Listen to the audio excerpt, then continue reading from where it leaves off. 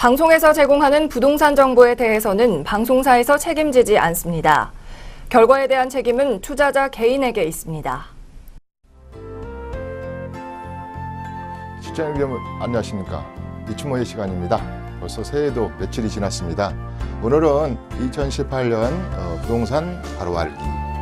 항상 이 연말이 되면 올해는 내년에는 무슨 부동산을 한번 사볼까 이렇게 하기도 하고, 앞으로 또 다주택자가 굉장히 여러 가지 세제상으로 불리한 점이 많다는데 뭘 정리할까 이런 생각을 갖습니다. 그래서 부동산을 크게 대비를 하면 몇 가지는 안 되지만은 요새 지금 4, 5년 사이에 많이 구입하신 분들도 있고, 또 구입한 분들 중에서도 또 팔려고 생각하시는 분들도 있고, 그래서 크게 몇 가지로 대비를 해서 우리 부동산 시장을 한번 낱낱이 이면에 또 어두운 면까지도 한번 철저하게 분석을 해보는 시간을 갖겠습니다.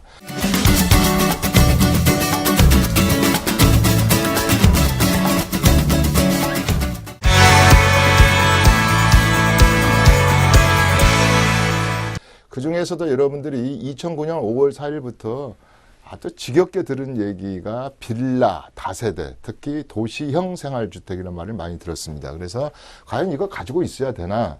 또 이거 지금 이면적으로 뭐가 좀 문제가 있나? 또 앞으로 이런 걸 사두면 또 뭐가 좋은 점이 있나? 이런 것을 한번 첫 번째로 한번 짚어보도록 하겠습니다. 1번이 도시형 생활주택입니다. 제가 시즌 1에서도 도시형 생활주택을 쓸 때는 이렇게 나눠 써야 된다 그랬습니다. 도시형 생활 주택. 이 녀석이 2009년 5월 4일 날 탄생을 했는데, 태어났는데 왜 이렇게 복잡한 말을 한 글자 둘, 셋, 넷, 다섯, 여섯, 7자나 됐을까? 여러분들이 의아해 하시는 분도 있겠습니다. 시청자 여러분들께서는 도시지역에 우리가 1, 2인 가구가 많이 늘어나고 그러니까 도시지역에, 뉴욕에도 이렇게 도시지역에 그 마이클 블룸버그 시장이 소형주택을 한 5만 가구 이상 뭐 공급했다기도 하고, 그러니까 아주 적은 거죠. 적은 거. 근데 이 형이 문제가 됐던 겁니다. 이 녀석이 거의 90% 이상을 원룸형으로 건축을 하다 보니까 주차장 문제를 할지, 또 여러 가지 또 아파트보다는 또 삶의 질이 좀 떨어지겠죠, 아무튼. 그래서 그 이후로 주차장법이 좀 강화됐죠. 2015년인가요? 5월 달로 개혁이 되는데 주차장법이 좀 강화되면서 투룸들이 나오기 시작했죠. 투룸들, 쓰리룸들. 과거에 주차장법이 강화되기 전에는 예를 들어서 땅이 60평에다 짓는다 그러면 한 21개 유니트까지도 21개의 원룸방이 나오는 정도도 됐었어요. 그 당시는 뭐 30제곱미터에 한 대꼴, 지금은 60제곱미터에 주거 면적의 60제곱미터에 한 대꼴, 뭐 이런 식의 강화가 됐죠. 생활 아다시피 컬처입니다. 1, 2인 가구들, 핵가족화된 가구를 위해서 공급한 저렴한 주택이다. 주택이죠. 오피스텔하고 틀리죠. 건축법이 아니고 주택입니다. 그러다 보니까 이제 이 주택에가 하나가 문제가 생긴 거죠. 세법상으로. 요거 한 2, 3억 주고 산 것이 또 전세 끼고 샀는데, 그러면 돈 투자 2, 3천밖에 안 했는데, 이 녀석이 주택이다 보니까 주택임대사업자로 묶지 않으신 분들은 1세대 2주택, 3주택, 다주택자의 주택수에 포함이 된다. 그러다 보니까 3주택부터는 중과한다. 뭐 올해부터 지금 벌써 중과하죠. 작년에 투기 지역 내에서는 벌써 이제 중과되고 있죠. 그러다 보니까 주택이란 이유 때문에 문제가 됐고, 뭐 생활이야 뭐 그런다 치지만, 그 다음에 너무 적다 보니까, 그 다음에 도시지역에 집중적으로 한 40만 가구가 공급이 됐죠. 제일 많이 공급된 해가 제가 기억하기로 2016년도에는요, 서울 수도권에만 한 10만 가구, 전국적으로 한 12만 가구 이상이 공급됐거든요. 그래서 전체적으로 한 40만 가구 이상 했다가, 여기에 대형주택으로서 또 오피스텔도 이 정도 또 공급이 됐죠. 그래서 대표적으로 소극적 자산, 그러니까 월세 상품으로서는 도시형 생활주택과 오피스텔과 상가와 또 연예인들이 뭐 많이 산다는 미니 빌딩, 이런 것이 대표적으로 우리가 수익형 상품이었죠. 또 뭐 지식산업센터랄지 오피스, 그냥 오피스텔이 아니고 오피스, 또 주거의 쾌적도를 훨씬 높인 아파트도 나오기도 했죠. 전부 다 그건 건축법이었죠. 주택법에서 주택 수가 많이 늘어가는 것이 됐고, 이런 주택 너무 소형으로 짓다 보니까 그야말로 노키드족, 그러니까 애들 신혼부부들의 살림집이 아닌, 투룸, 쓰리룸은 가능한데 원룸은 살림집이 아닌, 원래 이제 신혼부부들에게 교통 좋은 걸로 직주 근접형으로 많이 공급할 목적이었는데, 이를 건축하는 사장님들이 나부터라도 방개수를 많이 늘려가지고 이익을 많이 취하다 보니까 그동안에 투룸을 안 졌는데 원룸 중심으로 지어졌단 말이에요. 그래서 이게 문제가 되고, 그 다음에 여기서 이제 문제가 제일 좀 되는 것은 한 가지 짚고 넘어가면, 2년 전인가요? 벌써 3년 됐네요. 우리가, 도로 사선은 없어졌는데 일조권 사선이 존재하다 보니까 집이 이렇게 되는 걸 많이 봤을 거예요. 그리고 준공에 이렇게 막아서 확장하고 이런 집을 많이 봤어요. 이게 이제 북쪽으로 도로 사선은 없어졌지만 일조권 사선이 엄연히 존재하기 때문에 이렇게 꺾이는 거지 않습니까? 이렇게 동짓날 4시간 이상의 햇빛을 볼 권리를 옆에 집에 줘야 되기 때문에 일조권 사선을 만들어 놓은 거죠.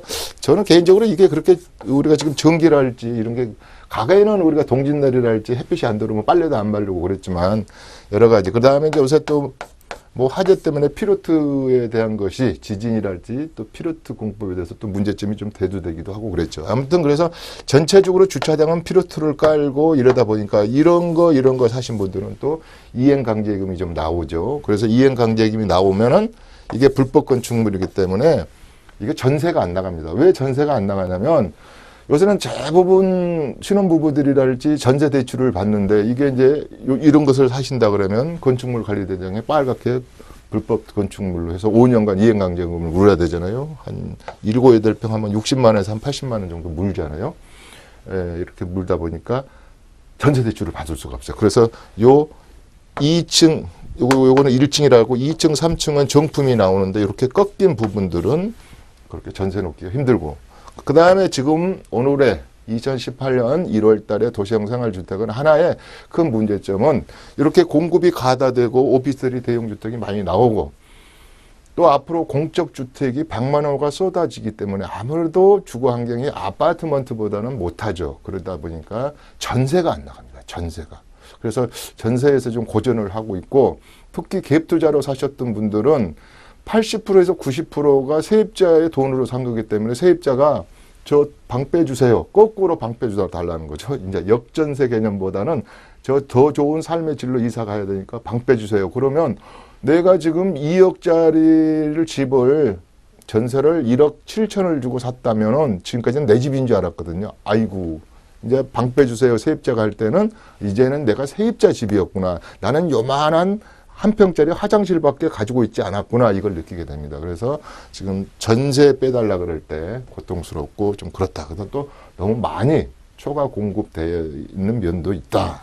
이번에 지으려면 저는 도시주택 그래가지고 일조권 사선도 좀 없애주고, 우리가 현재 지금 도시형 생활주택은 지금 5층 이하거든요. 심의를 받아야지 6층 이상을 좀 질 수가 있는데, 그런 것도 1, 2층도 좀 하고, 또 허용 용적률, 우리 이종에서는 지금 200% 아닙니까? 그러면 한 250% 정도를 해서 이 부분을 좀 가다듬어서 이렇게 좀 값싸고 역세권이면서 그런 이런 문제점을 좀 뭐랄까 좀 해결하고 갔으면 좋겠어요. 이번 정부는 주택법을 좀 바꿔야 될 것 같아요. 건축법도 좀 바꾸고 주택법도 좀 바꿔서 이런 건물이 안 나올 수 있도록. 그러니까 화재로부터도 이게 취약하지 않습니까? 그래서 도시형 생활주택의 이면적인 면은 아마 전세 거꾸로 세입자가 방 빼주세요 했을 때 하고, 이게 3, 4년이 되면 또 이 고칠 것이 많거든요. 그래서 도시형 생활주택이 좀 이렇게 약간은 문제점으로 대두될 수 있다. 그렇게 된다면 또 하나는 뭐라 그랬죠? 다주택자들이 똘똘한 녀석, 똑똑한 전세를 한 채로 갖고 싶어 하기 때문에 이런 것을 시장에 많이 방출해서 주택수를 줄일 때 이런 물건들은 많이 시장에 쏟아져 나올 수도 있다. 그렇기 때문에 미리미리 좀 2018년에는 제대로 된 부동산의 이면을 낱낱이 알아서 미리미리 좀 대비를 하시는 것도 좋겠습니다. 이런 건 이제 월세 받기는 좋지 않습니까? 반전세. 예컨대 한 2억 5천 주고 샀으면 자기 자본이 이제 5천 정도고 2억 정도를 이제 월세로 전환한다든지 이렇게 해서 월세 상품으로서 가지고 계신 분들은 부담이 없겠죠. 뭐랄까 전세 빼줄 때 부담이 없기 때문에 전세는 목돈을 빼줘야 되잖아요. 그러면 이제 뭐 2천이나 3천, 5천에 보증금을 깔고 보증금을 받고 월세를 받는 상품들은 좀 괜찮지만 전체로 갭 투자하신 분들은 미리미리 케어풀 좀 하십시오 하는 뜻입니다.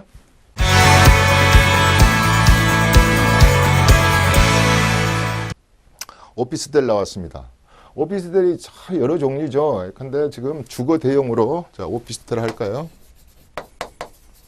오피스텔이 원 목적이 뭡니까? 건축법이다 보니까 오피스로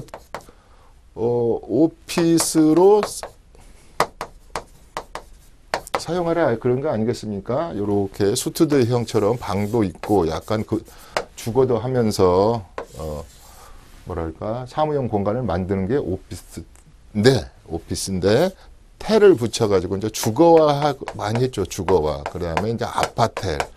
좀 더 고급 브랜드화해서 퀄리티 있게 지은 것이 아파텔. 이런 것은 이제 일회를 할지 이런 데 강조 보면 프리미엄이 많이 붙어 있죠. 그래서 앞으로 추세는 이제 이렇게 가는 것이죠. 그래서 85제곱미터 이하는 바닥 난방이 가능한데 아직 이제 법을 좀 뭐 개정해 달라고 많이들 개발업자들이 이렇게 공교부에 요청을 하는데 잘 안 되는 바이고서 85제곱미터 이하로 많이 짓죠. 난방이 안 되니까. 바닥 난방이 안 되니까. 그 다음에 또 이게 노무현 정권 때는 또 난방을 해줬다가 안 해줬다가 해서 많은 우여곡절을 겪어서 지금은 1인 가구의 주거 대용 상품, 대체 상품으로 자리 잡았다. 그리고 공급이 많이 됐다. 어떻게 보면 초과 공급된 면도 있다. 두 번째는 이게 수익률이 확 떨어졌어요. 왜 그러냐면 공실도 좀 발생하고 워낙 많이 공급이 되다 보니까 또 분양가가 비싸다 보니까 과거에는 수익률이 5%대도 나왔는데 지금 이제 3%대다. 그래서 경쟁력 있는 상품만 살아남는다. 또 하나가 실질과세 원칙에서 이걸 부가가치세를 환급 안 받고 이건 이제 건물 부분에 대해서는 부가가치세를 환급을 받죠. 그래서 안 받고 주거용으로 쓸 때는 주택수에 당연히 포함됩니다. 그 다음에 주택임대사업자로도 등록이 가능하고. 그래서 이제 준주택이라 그러는데요. 준주택이라 그러는데 거의 주택 개념이죠. 여기서 중요한 것은 4번입니다. 4번. 이제 주택수, 아까 도시형 생활주택도 그러지만 이걸 주택으로 쓴다. 이게 부가가치세를 환급을 받았어요. 우선 사업자 등록증을 내고. 그러다가 이제 입주 때 가지고 주거용으로 써버리잖아요. 그러면 과거에서부터 국세청에서 가만히 있겠습니까? 건축물 부분에, 건축비 부분에 대해서는 10%나 이렇게 환급해 줬는데 주거용으로 쓰니까 다시 내놓으십시오. 이럴 때 이렇게 알고 계신 분들이 많아요. 그때 가가지고 특히 그런 것을 잘 모르시더라고요. 그러니까 세법은 이렇습니다.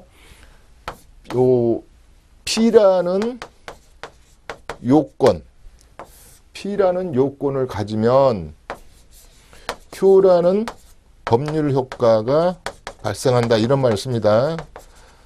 P라는 요건을 갖춰라 이 말이에요. 부가가치세도 환급받지 않고 처음부터 주택임대사업자로 등록하면 주택으로 봐주고 아닌데 처음부터 그럼 그렇게 하지 마시지 이렇게 부가가치세는 다 환급받고 나서 다음에 주거용으로 쓰신다면 말이 안 됩니다. 그러면 그때 가서 내가 다 이거 부가가치세 받은 거 다 내놓게. 그것은 우리 소비자 마음이죠. 국세청에는 아니 되옵니다. 이거 다른 가상과 다른 것을 더 내놓으셔야 됩니다. 알파. 이자 내놔라는 소리죠. 쉬운 말을 말해서. 그래서 요거 전환할 때 조심해야 됩니다. 그래서 이따 세법할 때 P라는 요건을 갖고서, 그래서 조건세무라고 그랬잖아요. 조건을 갖추면 우리 조세 법률에 의해서, 세법에 의해서 요것은 비과세 감면, 처리하겠습니다. 이렇게 듭니다. 그래서 세법은 P라는 요건을 갖추면 Q라는 법률 효과가 발생한다. 그래서 우리가 해야 될 것은 이겁니다. 요건을 갖추십시오. 그러면 감면도 받고 비과세도 받고 또 주택수에도 포함 안 되겠다. 그래서 오피스텔 전국적으로 뜨거웠고 지금도 뜨거운 오피스텔 또 이거도 뭐 비슷한 것도 나왔잖아요. 뭐라 그러지? 뭐 지분형 호텔, 텔자가 많이 붙는 것 같아요. 그래서 이 오피스텔도 주거용으로 쓰고 있으신 분들은 주택임대사업자로 묶으시 않으신 분들은 굉장히 부담감을 느끼실 겁니다. 또 2019년부터 내년부터는 우리가 2천만 원 이하의 주택 부분에 대해서 임대소득에 대해서 분리과세해가지고 세금을 과세하기 때문에 여러 가지 생각해야 된다. 이것도 주택수에 주거용으로 쓰면 주택수다. 그래서 어떻게 보면 수익률도 잘 안 나고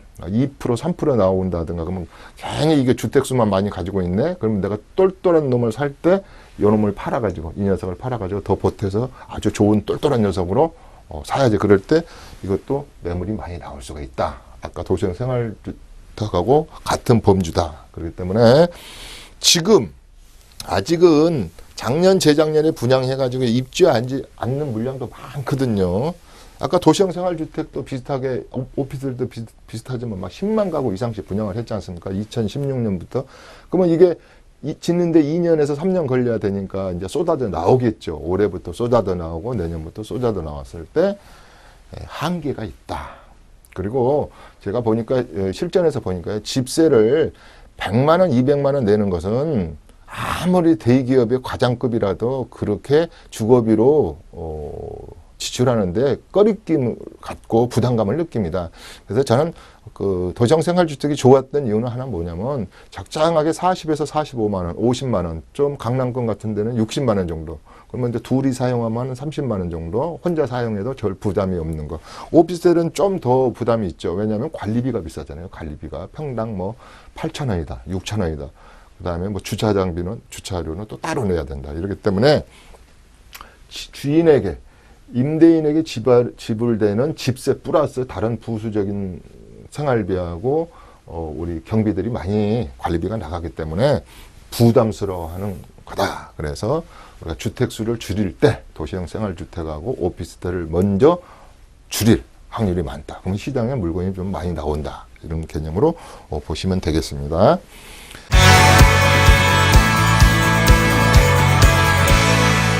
그 다음에가 하나 뭐를 볼까요? 상가주택. 지금 상가시장 사실 안 좋죠. 그 다음에 이와 반대되는 개념으로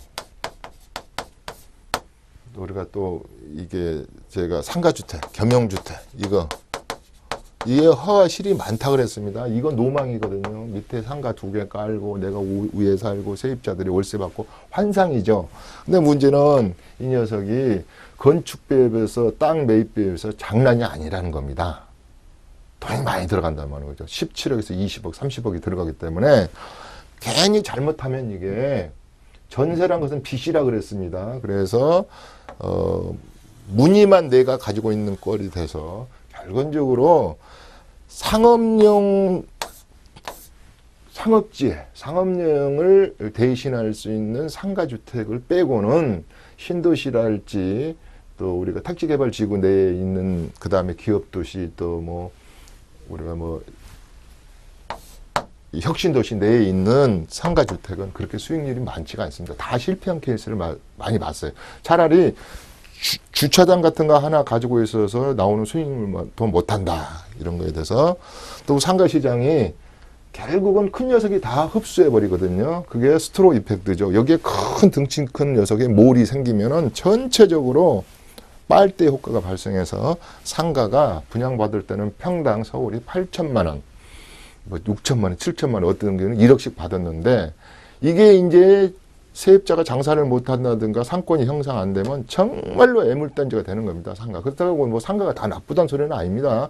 상가가 에이스 지역에는 얼마나 좋습니까? 그래서 트렌드는 바뀌고 부동산은 이동한단 말이에요. 과거에는 우리 모텔이나 여관 하는 사람, 주유소 하는 사람들은 이거였잖아요. 그런데 지금 뭐 문방구 어디 가서 찾아볼 수 있습니까? 주유소 그렇게 마진 좋지 않습니다. 그 다음에 소득이 3만 불 정도 되면은 호텔, 모텔 잘 찾지 않습니다. 뭐 이런 거에서부터 트렌드와 패러다임이 바뀌는 겁니다. 그래서 부동산은 이동하는 거예요. 특히 상권은 이동하는 겁니다.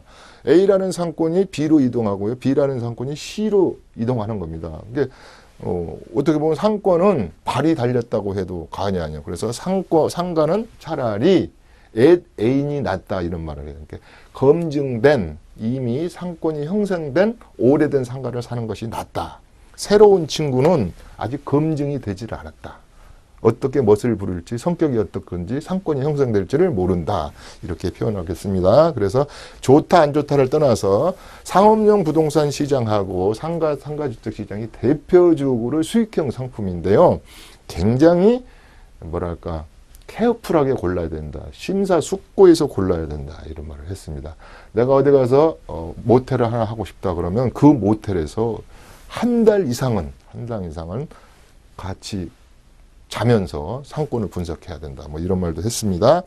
상업용 부동산은 고를 때 굉장히 케어풀해서 고르자.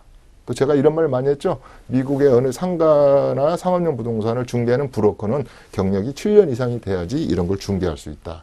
왜? 너무나 큰 재산을 몰빵시켜서 확 포트폴리오 구성하지 않고 해서 상권이 확 죽어버리면 이게 낭패잖아요. 진짜 상가집 됩니다. 그래서 해야 된다. 토지시장입니다. 토지시장.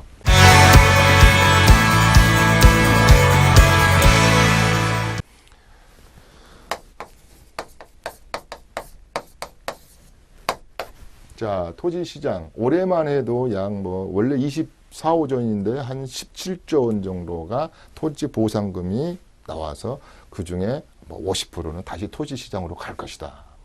그 다음에 그래도 땅이 최고다 해서 토지시장에 또 주택시장을 규제를 하다 보니까 토지시장은 제가 전번에 뭐라냐면 법인력적이다. 굉장히 세금적으로는 진입할 때부터 4% 구간 취득세가 그 다음에 비업무용 토지는 10%포인트 또 중과세율을 적용하고 있다. 그래서 세금으로부터 자유롭지 못하다. 그러는데도 토지시장은 토지는 내가 맨 땅에 헤딩이라고 그랬잖아요. 토지를 우리가 뭐냐면 개발 행위를 해서 허가를 받아서 어떤 거를 트랜스퍼 하지 않은 이상은 토지는 그대로 놔두었다가 시세가 올렸을 때 세금 내고 캐피탈 게인을 취하는 구조거든요. 그래서 대표적으로 투기용 상품이다 그랬지 않습니까? 그랬을 때 토지시장을 만만하게 보지 말자. 그럼 저는 이제 토지를 새 사십시오. 앞으로 토지시장이 좋습니다. 이런 거보다는 기토지를 가지고 있는 거, 선대가 가지고 있거나 내가 본인이 가지고 있는 이 토지를 언젠가는 끝까지 죽을 때까지 가지고 있지는 않을 거 아닙니까? 아웃시킬 때 절세 전략이 굉장히 기술이 필요하다. 아까 세금은 어떤 거 토지시장뿐만 아니라 이 기술이 뭐냐면 P라는 요건, 요게 기술이죠. 요건을 갖추는 거, 2년을 보유할까, 3년을 보유할까, 비업무용 토지를 업무용으로 바꿀까, 주소를 좀 이전해 놓을까, 그 다음에 개발 행위를 어떻게 해서 허가를 득해 놓을까, 여러 가지 또 세대 분리를 어떻게 할까, 또 증여를 처리할까, P라는 요건을 갖췄을 때 Q라는 법률 효과가 납세자 여러분을 즐겁게 할 것이다. 요건을 갖추지 않는 자, P라는 법률 효과가 납세자 여러분 괴로울 것이다. 국세청에서 여러 가지 중과된 세금 고지서를 받을 수 있다. 이런 얘기를 한 겁니다. 그래서 토지시장. 그 다음에 단독주택과 다가구 시장의 대부분입니다.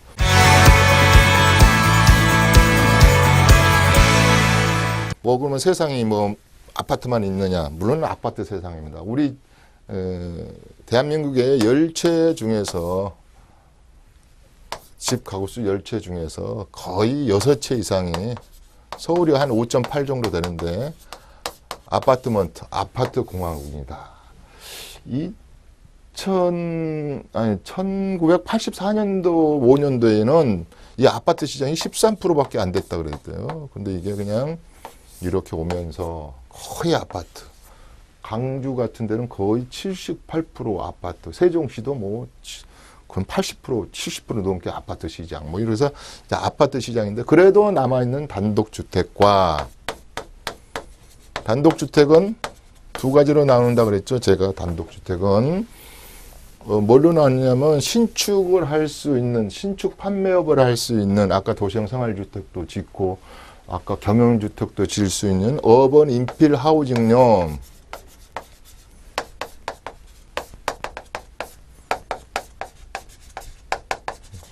내 단독을 60평짜리 70평짜리 허물고 밑에 상가 2개 까고 아니면 아예 8세대에서 뭐 10세대 정도의 다가구를 지을 수 있는 또 우리가 다중주택 같은 것도 있지 않습니까? 그런 것을 또 지을 수 있는 단독주택이 있는가 하면 내 지역이 이런 주택은 회피한 거죠. 역세권에 있다고 그러면 비싸잖아요. 지금 뭐 9호선 라인을 할 때 방배동은 4천만 원짜리가 없어요.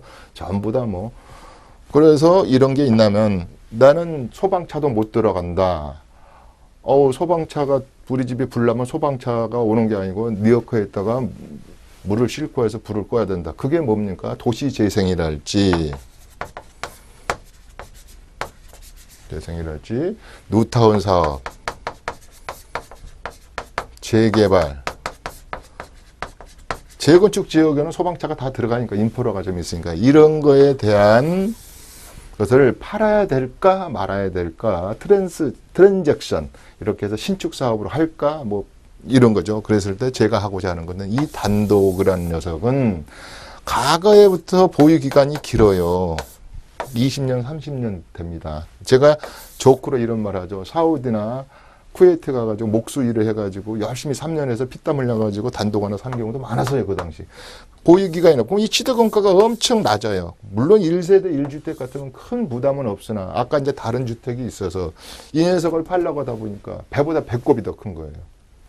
중과세율 적용받고 우리가 흔히 말해서 9억 이하를 할지 1세대 1주택은 전번에 우리 박 대통령 집을 내게 얘기해 줬지만 1세대 단독이 세금이 많이 나오신 분은요. 무조건 P면 Q라는 단어에서요. P 요건은요. 1세대 1주택 하지 않으면요. 세금 이만큼 많아요. 그래서 그때 하는 방법이 저희가 이제 세미나 제작때 맨날 할 때 신축 판매업으로 해서 다시 또 분양해서 또 세금을 좀 절세하는 방법도 있죠. 그런 걸로 한다든지 이 단독 또 다가구가 얼마나 좋습니까? 1세대 1주택이고 거기서 월세 소득이 제가 그랬죠. 1세대 1주택 상태에서 9억 이하고 물론 다가구가 9억 이하짜리가 서울에는 별로 없지만 9억 이하면 월세가 1년에 2억이 나오든 3억이 나오든 20억이 나오든 가세권이 없다. 그래서 이제 다가구도 인기죠. 제일 부러운 것이요. 강남 3구에 가구부터 다가구가 있어서 이렇게 유니트별로 강남은 월세가 잘 나오니까요. 그래서 월세 소득 받는 분들이 가장 행피하다. 땅은 땅대로 값어치를 내재적 가치를 포함하고 있고 그래서 단독주택은 이 정도로 제대로 알아놔야 된다. 서울의 단독주택이 한 40만 가구가 좀 넘는데 많이 이제 부서지잖아요. 부서지고 하면서 자꾸 줄어드는 것 같아요. 그래서 지을 수 있는 신축할 수 있는 단독은 점점점 찾기가 힘들어요. 저희 같이 이제 집을 지어서 공급하는 회사로서는 참 힘들더라고요. 그 다음에 이제 재개발, 재건축.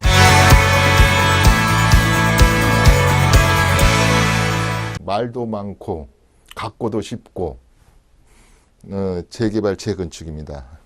세금에서부터 어렵다 그랬습니다. 자, 왜 제가 이 말을 했냐. 2018년 재개발 하나 살까? 재건축을 또 도전해서 하나 살까? 아니면 이게 지금 여러 가지로 세금 문제가 중과세 된다니 조합원 지승계 문제에서도 복잡해진다니 매도할까? 뭐 이런 분도 있고 그렇죠. 그래서 재개발, 재건축은 우리가 특히 이제 재개발 쪽은 북쪽 중심이 많죠. 물론 남쪽에도 있지만. 그래서 이게 뉴타운 중심이죠. 그래서, 뭐, 재건축도 이제 마찬가지지만, 뭐, 거의 이제 강남 쪽 많이 있는데, 올해는 올해 벌써, 자꾸 이제 제가 내년 그러잖아요. 아직 해수가 얼마 안 지나가지고, 내일 모레 이제 2월 9일부터는 우리 도시및 주거환경 도정법, 이게 이제 대폭 손질을 해가지고 1년 전에 이걸 국회를 통과해서 이제 시행을 앞두고 있죠. 도정법이 이제 2월 9일이면 그동안에는 6개로 있던 것을 이걸 통폐합해 버리죠. 이제 통폐합을 해가지고 주거환경 정비 사업 같은 것은 주거환경 관리 사업으로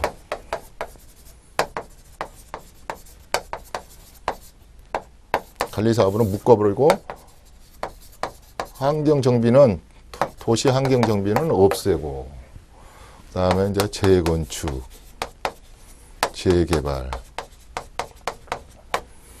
주거 환경 개선 사업, 환경 관리 사업이 개선 사업으로 바뀌는 거죠. 개선 사업 이렇게 재건축. 그다음에 소규모 주택 정비 사업. 이제 가로주택 정비 사업이 여기로 들어가는 거죠. 그래서 소규모 빈집 및 소규모 주택 정비 사업 이렇게 해서 가로주택 정비 사업이 여기로 들어가서 이렇게 4개로 6개 했던 것을 4개로 이렇게 단순화시켜서 전체 도시 지역의 도시 정비를 이런 식으로 이제 끌고 가겠다. 속도도 좀 내고 단순화도 시키고 그동안에는 뭐 이렇게 중첩된다 그랬나 중복된 것들이 많았죠. 그래서 이렇게 다음 달부터 심플해진다. 뭐 이렇게 보시면 되겠습니다. 그 다음에 이제 재개발 재건축에서 하나 이제 우리가 꼭 생각하고 가야 될 게 하나가 있습니다. 이게 재개발 재건축은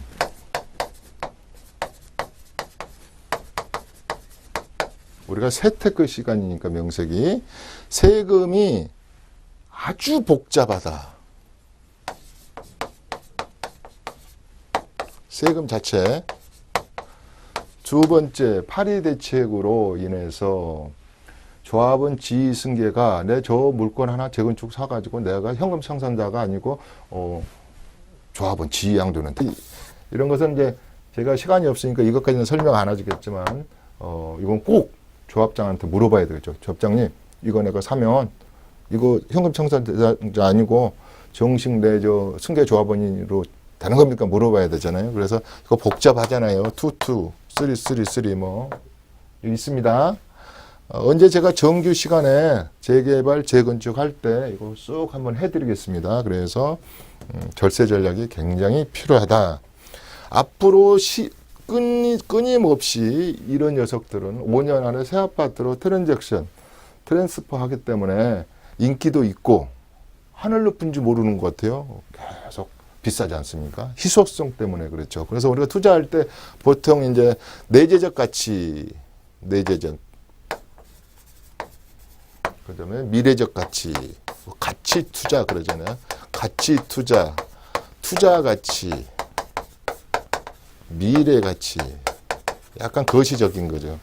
희소성, 이거 희소성이죠. 내재적 가치에 대한 거, 이런 거. 이런 걸 이제 따진다 그러지 않습니까? 그랬을 때 내재적 가치나 미래 가치를 따졌을 때 가장 재테크에서 특히 주택으로 인한 테크.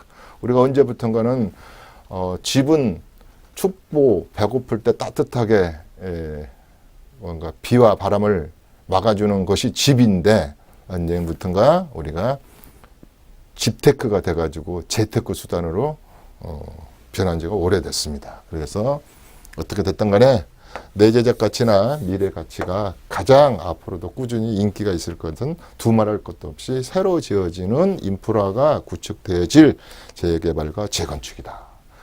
가장 비싸다. 앞으로 5년 후도 비쌀 거고 10년 후도 비쌀 거고 지금부터 5년 전에 지어진 재개발 재건축의 새 아파트는 지금 최고로 비싸다.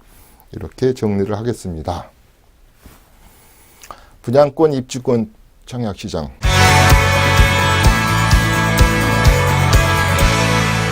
요것은 제가 오랜만에 달력 하나 찢어볼까요? 달력을 하나 쫙. 이건 진짜 달력을 시청자분들이 찍으세요. 네, 우리 장롱 서랍에 지금 청약 저축이 있는데 예금이 있는데 이걸 이제 과거에는 뭐 12개월이지만 지금 이제 24개월이고 세대주만 당첨할 수 있고 뭐 또 우리 조정 대상 지역 내에서는 무주택자만 또 가점제로 한다더라. 또 큰 평수들은 그나마 절반은 청약을 할 수가 있죠. 뭐랄까 랜덤으로. 그랬을 때 나는 꼭 이제 청약을 한번 절취부심이라 그러나요? 뭐 하여튼 해야 될 때 제가 따끈따끈한 자료를 하나 가져왔어요. 그래서 2018년도 프리미엄이 엄청 붙을.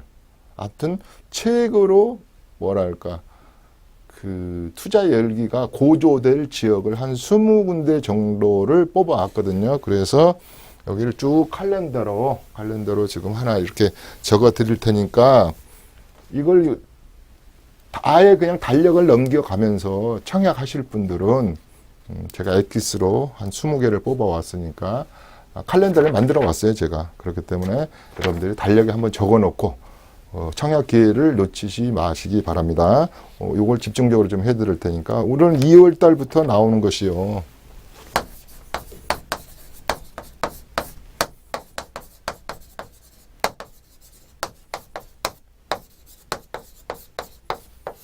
지방시청자 여러분들에게는 좀 미안합니다. 왜냐하면 제가 수도권하고 서울권만 뽑아와서 부산, 대구, 뭐 강주 곳은 제가 못 뽑아왔습니다. 그러면 어차피 제가 수도권에서 우리 방송국이 있고 내가 수도권에서 또 이 업을 하다 보니까 솔직히 지방의 주택시장은 잘 모릅니다. 뭐 어떤 게 프리미엄이 붙을지. 그렇지만 이제 수도권은 제가 그래도 32년째입니다. 제가 올해 가게 영순위 통장 20배수 이런 걸 들어보셨을 거예요.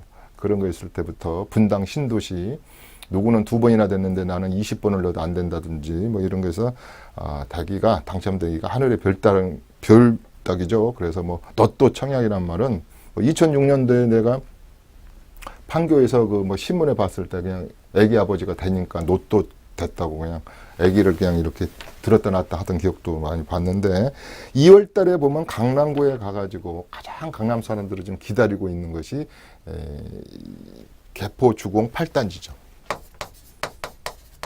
물론 2월, 3월에서 약간 조정은 될 수 있어요. 이걸 주목한다 이 말이죠. 왜 그럴까요 이게?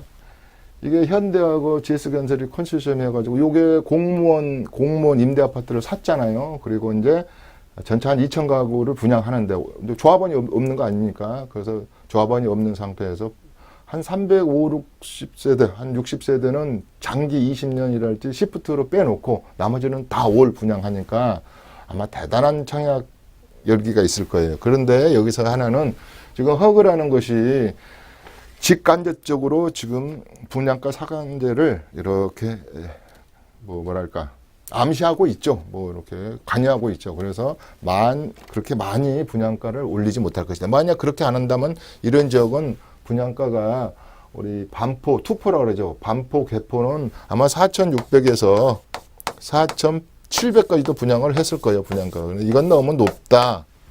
분양 승인 안 해주겠다. 그러니까 이제 4천만 원대로 된다면 이게 한 12억 정도 이제 분양이 나온다고 가정해 볼게요. 그러면 현재 개포 시형 아파트랄지 2단지 같은 거, 3단지 같은 게 지금 18억대, 17억대잖아요. 그래서 이런 논리를 들어서 분양가와 시세 차이가 5억이니까 5억이면 노또죠, 노또. 그래서 노또 청약이다. 그런 개념이죠. 그래서 개포 주공 아파트를 2월 달에 준비하고 있다. 뭐 브랜드도 좋죠. 현대하고 하니까. 그 다음에 서대문구에 가면 저 이화여대 도서관 쪽 오른쪽에 아현역 쪽에 하는 그 1-1구역 북아현 1-1구역 이 갖고 3월에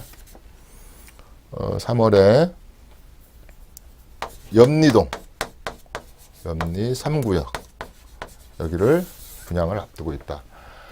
마포구가 아다시피 여의도도 가깝고 강화문도 가깝고 주변에 대학이 뭐 7, 8개도 있고 여러 가지도 시내에 접근하기도 좋고 그래서 인기가 있는데 마포구가 하나가 참 단점이라면 우리 강남에 다시 이제 파락군이 부활을 했기 때문에 특목권을 앞으로 이제 폐지한다 그러니까 다시 파락군이 부활했잖아요. 강남이 그래서 집값을 뛰는 원인도 되겠습니다. 그런데 이 염리 3구역 같은 데는 이제 이대역에서도 가깝고, 그 다음에 주변에 승문고등학교랄지 또 이화 부속고등학교, 여대 부속고등학교, 여자고등학교인가요? 이런 학군들이 괜찮아요. 그래서 염리동이 여기가 청약이 많이 올릴 것이다. 이런 거. 여기 보면은 참 거기 지역은 제가 자주 가서 분석을 해드리고, 누가 지인들이 투자해달라 그러면 많이 내가 소개했던 지역인데, 거기는 이렇게 이대역, 아현역, 여기가 여기가 광창역, 여기가 뭐 대흥역, 여기가 뭐 애호개역, 여기가 무슨 역이죠? 이렇게 있는데 여기 여기 요 네모 반듯한 곳에 재개발, 이게 도시정비법으로, 주거환경정비법으로 하는 곳이 많아요. 뭐 5구역, 뭐 여기 공덕 5구역, 뭐 아현 3구역, 아현 2구역, 또 길 하나를 건너서는 이제 부가연 그래가지고 여기가 이제 아까 저기 뭐냐, 아주 그 센터죠, 센터. 조금만 더 가면 이제 DMC, 뭐 수서역 루타운, 가재울 루타운, DMC 뭐 이런 것도 있듯이 여기가 그래요. 여기가 염리 3구역이다, 3구역이다 이 말이죠. 이제 요런 거. 그래서 지금 거기 25평이 벌써 7억 한 5천, 6천씩 정도 되죠. 그런 거를. 그 다음에 이제 4월 달에 4월 달에 또 이제 뭘 준비하고 있냐면은 서초동에 보면 그 우리 삼성 본관 뒤에 보면 무지개 아파트랄지 그 다음에 서초 우성 이런 것들이 이제 상반기에 이제 준비를 하고 있습니다. 강남 중에 강남이죠. 또 북쪽에 가서는 청량리 4구역. 옛날에 그 십성촌이라 그러나요? 막 그렇게 막 복잡한 데 있었던 곳들이 이제 청량리가 많이 이제 바뀌는 것 같아요. 그 동부 청가일 시장에서부터 그쪽에 막 청량리, 용두동, 뭐 제기동 막 그쪽이 많이 이제 변화가 북쪽도 변화가 오는 것 중에 청량리 4구역 같은 데도 일반 분양이 굉장히 많네요. 1372세대 정도 되네요. 롯데건설에서 하고 있네요. 이런 걸 할 때. 그 다음에 이제 6월 달에 가가지고, 그 다음에 또 4월에 가지고 이제 아까 서초 무지개랄지, 그 고독, 광동구의 주공 6단지가 또 분양을 기다리고 있습니다. 거기는 뭐 그렇게 일반 분양이 많지는 않네요. 이거 GS건설에서 하는데 204세대 정도. 그 다음에 이제 서초구, 양천구, 강남구, 그 다음에 이제 7월 달에 가가지고는 개포 4단지. 이렇게 뜻, 뭐, 양천구는 신정 2-1구역 같은 것도 잡혀 있네요. 이렇게 해서 고덕, 서초, 무지개, 또 저기 서초구에서는 이제 잠원 3호 가든 3차 4월 달에 잠원동 3호 가든 거 3차 있잖아요. 이런 것들이 아주 뭐 건설회사가 최1군 회사들이 정말로 아까 누구나 갖고 싶어하는 재건축으로부터 나오는 일반 물량들이 이제 쏟아져 나옵니다. 이 서울에 이런 물량들이 한 5만 6천 가구 정도 되는데요. 이제 일반 물량은 그런데 그렇게 많지는 않죠. 그래서 2월에서부터 7월까지 서울을 중심으로 해서 강남구하고 서초구, 마포구, 또 서대문구, 양천구 이런 데는 굉장히 인기가 있는 지역이죠. 또 양천구, 목동 같은 데는 아다시피 뭐 2대 학군, 3대 학군, 우리가 대치 학군, 그다음에 목동 학군, 뭐 중계 학군 그러잖아요. 그다음 학군들도 좋고 그래서 저희 회사도 목동에 그 뭐라 그러죠? 그 신목동 1번 출구 쪽으로도 이렇게 집을 지어서 분양한 적이 있는데 지금도 좀 분양하고도 있고 그러는데 그런 지역들이 그 인기가 좀 있어요. 그러니까 목동 이런 거 또 뭐 강남구는 말할 것도 없고요. 그래서 준강남권에서는 양천구가 좀 인기고요. 북쪽으로 봐서는 아까 마포구가 인기이기 때문에 이번에 청약 기회를 꼭 잡으시기 바랍니다. 그 다음에 이제 수도권. 그러면 서울 사람들이고 서울만 아파트냐, 서울만 재건축, 이 비싼 지역이냐 해서 이제 수도권에. 자, 수도권은 좀 뭐가 틀릴까요? 분양가가 아무래도 저렴하겠죠. 그러니까 서울이 붕괴됐다 그랬잖아요. 서울의 경계선이 붕괴되면서 바짝 붙어 있는 거. 그래서 서울이나 마찬가지예요. 행정동, 법정동만 틀리지. 뭐 서울이 이미 이제 경계선이 붕괴된 지가 오래됐지 않습니까? 그게 대표적인 것이 이제 이번 달에 나올지는 모르겠네요. 뭐 과천에 전번에 7-2구역 했죠. 이제 과천 시대가 열립니다. 과천 시대는 이제 세 가지로 분류할 수 있죠. 그동안에 83년, 4년도에 지어졌던 아파트를 부수고 재건축을 하는 한 10여 개 단지가 있죠. 7-1구역도 지금 분양 시장에 잡혀 있네요. 이것도 일반 분양이 많네요. 599세대 대우건설에서 하는 거. 7-1구역.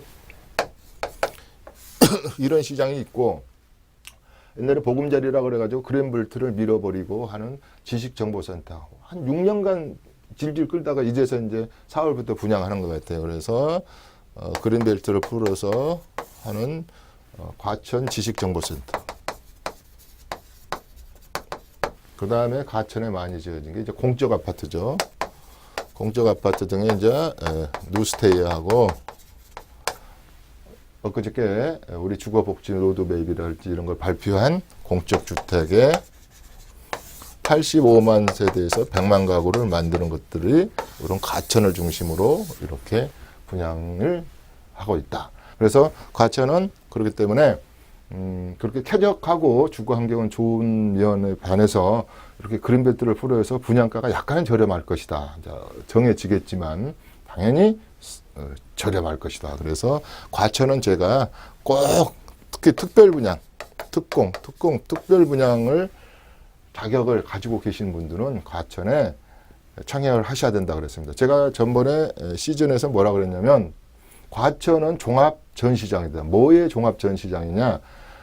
여러 종류별로 청약주택을 받는, 그러니까 5년짜리 뭐 부분임대, 10년짜리 뭐 부분임대, 전환임대, 아예 영구임대, 또 사회적 약자를 위한 주택, 신혼부부용으로 하는 주택, 뭐 또 장기 기업형 뉴스테이 여러 가지가 전시장처럼 복합적으로 분양되는 시장이다. 그렇기 때문에 이 과천시장하고 북일의 시장은 그런 것들을 기술 들어간다 그랬잖아요. 제가 이 청약시장도 이 분석을 못하면 안 돼요. 그러니까 제대로 알아야 되거든요. 내 점수 관리도 잘해야 되고 점수가 모자라면 어떻게 해서 점수를 따야 되잖아요. 어떻게든지 만점은 못 맞더라도 우리 강남권에 도전을 하려면 하여튼 75점 정도가 돼야지 안정권이니까요. 그 다음에 뭐 최에이스 제역은 뭐 80점짜리도 있겠죠. 또 아까 특별 분양으로 분양받는 방법, 또 그들만의 니그, 아까 신혼부부들 7년 이하의 신혼부부들만의 니그도 있고, 그래서 그런 전략을 잘 배우고 공부를 하셔야 돼요. 과거에는 제가 세미나장에서 이거 시시해가지고 안 해줬거든요. 근데 이게 어느 정도 4, 5년 전부터 재테크 시장으로 뛰어오르는데 의외로 모르시는 거예요. 장롱 속에 그냥 하나 있는데 세대원이 되는지 5년 재당책금지가 되는지, 또 아주 중요한 하나 포인트를 보면 파리 조치 이후에 내가 기존 주택 재건축을 하나 가지고 있었는데 새로 산 것이 이것이더 먼저 조합원 분양 자격을 취득한다든지, 그 다음에 이 지역에서 일반 분양을 획득하면 이거 다면 못 받는다, 뭐 이런 거에서부터 청약 제도에 대해서도 잘 모르시는 것이 많아요. 그래서 안타깝더라고요. 그래서 공부해야 됩니다. 공부. 주택 청약 전략도 공부를 해야 됩니다. 기술입니다. 제가 항상 요새 쓰는 시즌2에서는 우리 내세령처럼 기술 들어갑니다 한 겁니다. 세금도 기술 들어가야 되고요. 이런 재테크 전략, 특히 청약 전략은 기술 들어가서 면밀히 내 컨디션을 알고 있어야지 도전이 가능하다는 거예요. 그래서 뭐 이렇게 잘 모르시는 분들이 많아요. 그 다음에 이제 그 하남시, 그 다음에 우리 가장 가까운 이제 북일의 시장이죠. 자, 요 3대 시장을 보면 강남에 바짝 붙어 있으면서 준강남이라는 말을 쓰죠. 물론 이제 중강남이 이제 우리가 흔히 말해서 강동구도 중강남이다, 동작구도 중강남이다 그렇지만 달리 성격을 달리하는 중강남 중에서도 이제 과천 시대하고 이래가 한 4만 6천 세대 중에서 이제 남이래가 분양이 다 끝나서 입주를 했거나 하고 있죠. 그럼 이제 북일의 시장이 남아 있잖아요. 한 2만 한 3, 4천 세대 남아 있을 거예요. 그래서 이제 역시 북일의 시장이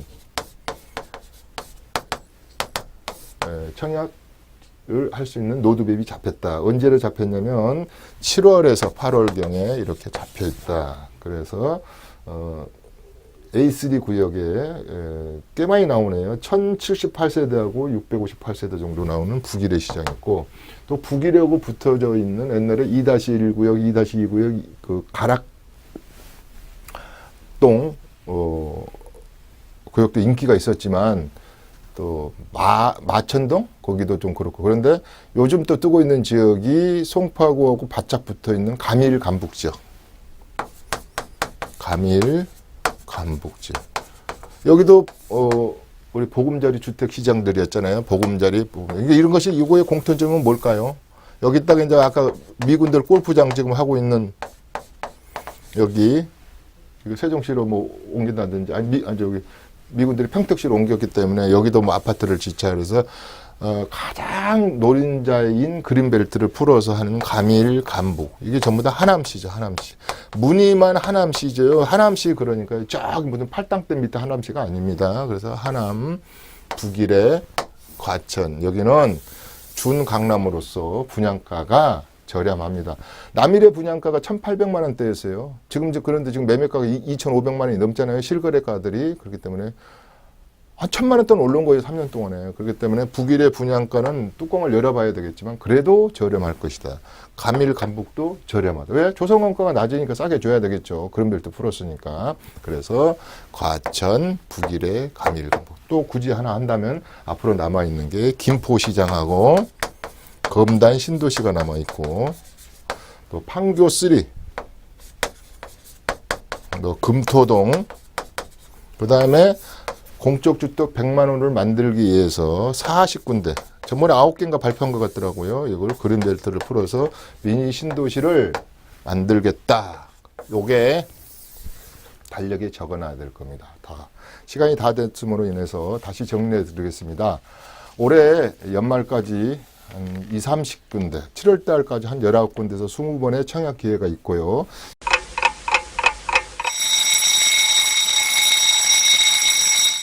여러분들이 이런 청약 기회를 올해와 내년에 이 기간이 가면 또 없어질 것 같아요. 그래서 이런 좋은 곳이 이제 분양을 할 것 같지가 않으니까 그래서 올해 특히 여러분들 시청자 여러분, MBN 시청자 여러분 꼭 황금 열쇠 내 집 마련 길을 손에 쥐시기를 빌면서 오늘 여기서 마치겠습니다. 다음 시간에 다시 뵙겠습니다. 이춘모의 시간이었습니다. 재테크.